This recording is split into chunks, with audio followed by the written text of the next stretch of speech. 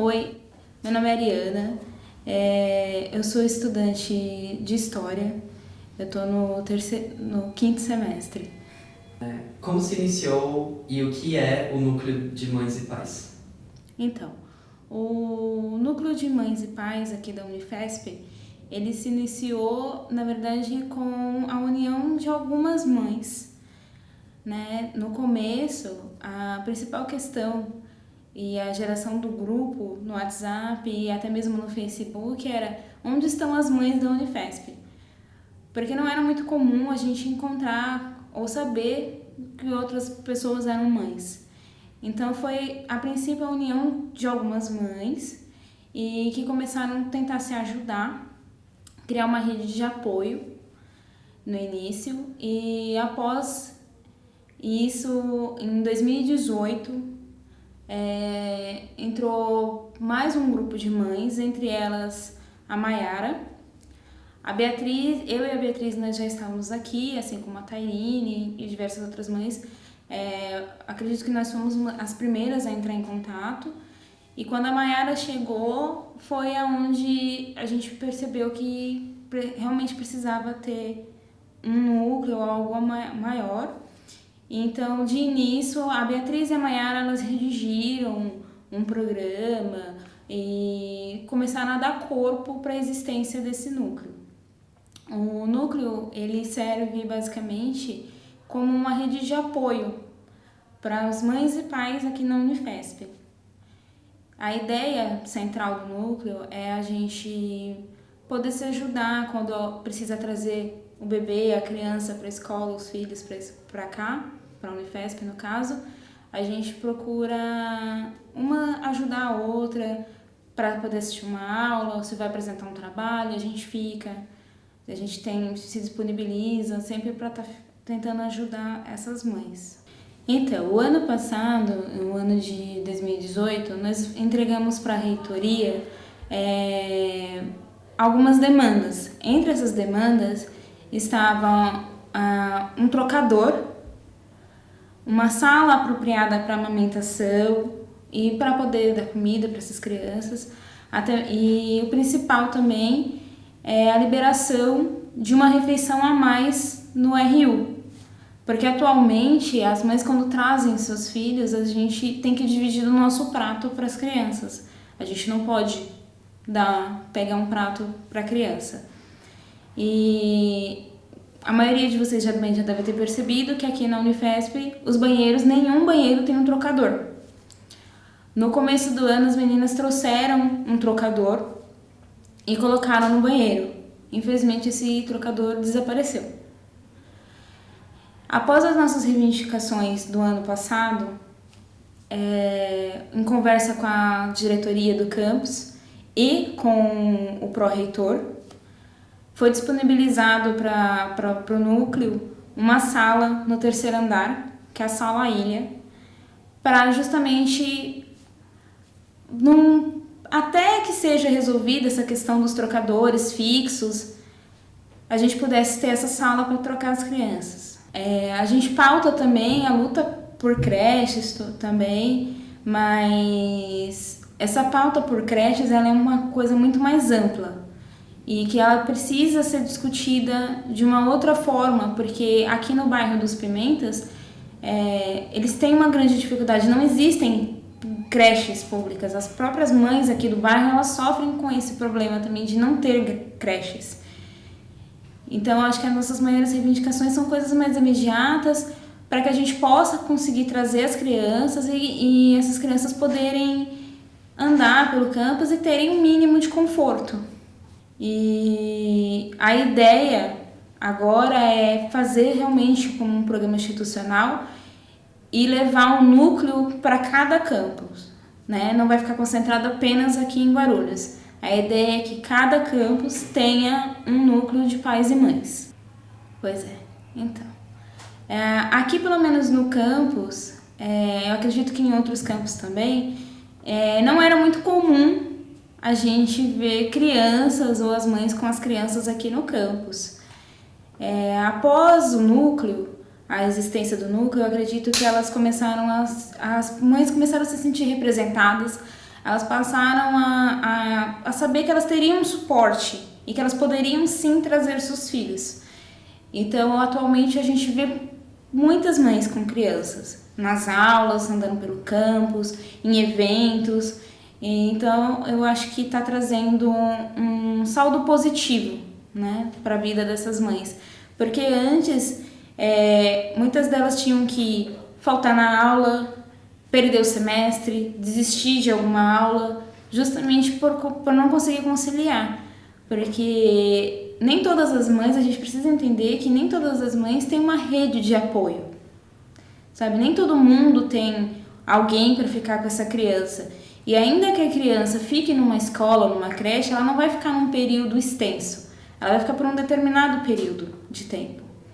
E as mães do noturno, como fazem? Porque, como a gente sabe, existe uma lei que regulamenta o funcionamento de creches.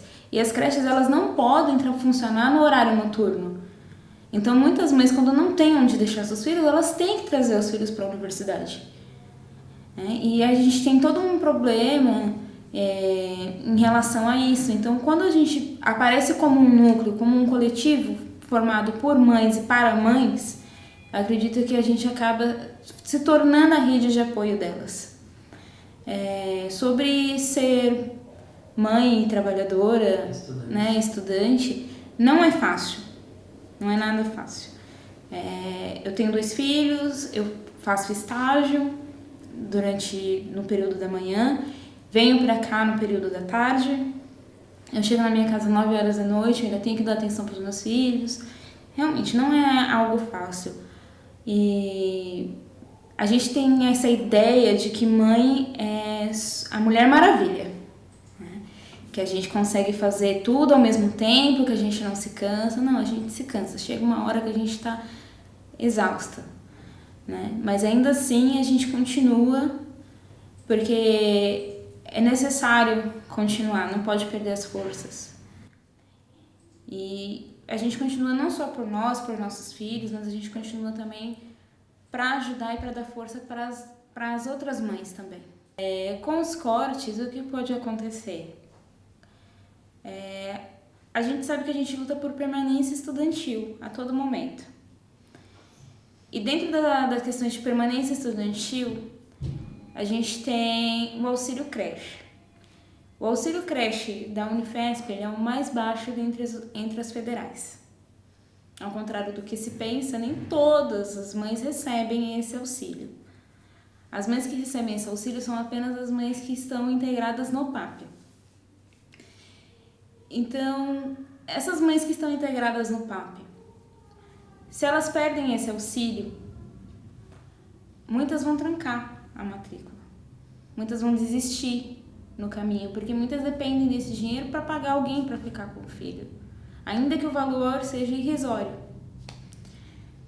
As mães que não recebem esse auxílio também têm grandes dificuldades. Muitas delas têm que vir para cá e vendem suco, né? Nós temos uma mãe que vende suco para poder conseguir se manter. Tem outras mães que vendem diversas outras coisas, trufas, né, bolos, ou tem outros trabalhos paralelos, né, que é a dupla jornada, tripla jornada.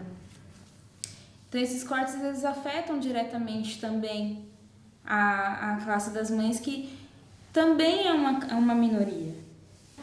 Quando a gente pensa nesse discurso onde diz que as humanidades não são importantes, que a gente não traz nenhum tipo de benefício para a sociedade, é um pouco complicado, né? Quando a gente tem esse tipo de discurso, esse tipo de fala. Porque existem pesquisas dentro do campus de humanas, história, sociologia e afins, letras também, tem bastante coisa assim dessas pesquisas que mostram o impacto social, né, da falta de creche, da falta pesquisas relacionadas à educação mesmo, que é o que beneficia a sociedade e é de forma imediata, porque quando você faz uma pesquisa social ou antropológica sobre as questões de faltas de creches dentro de um município, você acaba, de uma certa forma, pressionando também os governos e as prefeituras para que olhem para aquela população, né? Então, quando nós que somos cientistas de humanidades, a gente levanta essas pautas, essas questões, a gente também está levando isso para frente como uma forma de reivindicação pro próprio benefício também da sociedade. Enquanto a gente, núcleo aqui, de pais e mães, estamos pautando que é necessário olhar para as mães aqui da Unifesp, a gente também está levantando uma reivindicação, como existe uma falta de creches no bairro onde a Unifesp está inserida, né? A gente está inserido no bairro dos Pimentas, aqui em Guarulhos, e se a gente não tem como trazer também as crianças para cá, obviamente, porque não tem creche nem para os moradores, nem para as mães daqui, né? Então não seria nem justo também nós trazermos as nossas crianças para ocupar vagas de creches públicas aqui, quando na verdade não tem nem para eles, né? Então, quando a gente faz essas pesquisas, a gente abre esse campo mais amplo e fala, olha, a gente tem que olhar para essas questões das mães e dos pais, numa forma geral, a gente também está pautando que a gente tem que olhar para as mães e para os pais dentro da sociedade, de uma forma geral. Alguma consideração final? Algum comentário? Manda Bolsonaro tomar no cu. Então, eu acho que como uma consideração final, eu acho que vale a gente lembrar, enquanto estudante, enquanto comunidade acadêmica, que a luta por creche, por melhorias de infraestrutura no bairro, na própria Unifesp, ela é um dever de todos os alunos. Não é, ainda que nós, como mães e como pais, estejamos à frente dessa luta, é importante que todos estejam inseridos nessa pauta. Eu acredito que seja isso. Tem muita gente que romantiza a maternidade. Diz que mãe é super-heroína, que se desdobra em mil. Pior que isso, reclama quando alguma mãe reclama da maternidade, como se ela não tivesse esse direito. Entendam, o que essas mães reclamam não é sobre seus filhos, sobre ser mãe em si, mas são as questões sociais que englobam a maternidade que tornam a experiência da maternidade em si ruim. É a questão da desigualdade de gênero, a questão da divisão sexual do trabalho e a questão de como as mulheres são tratadas quando são mães. É a questão social do capitalismo e da exploração do corpo de mulheres. É isso que torna a experiência da maternidade ruim. Quando uma mãe reclama da maternidade, não é que ela odeia o seu filho, não é uma mãe boa. Ela só está reclamando das questões sociais que tornam uma experiência tão importante, tão incrível, algo muito complicado e desgastante. Ser mãe é maravilhoso, mas ser mãe no mundo capitalista é realmente complicado e precisamos mudar essa situação.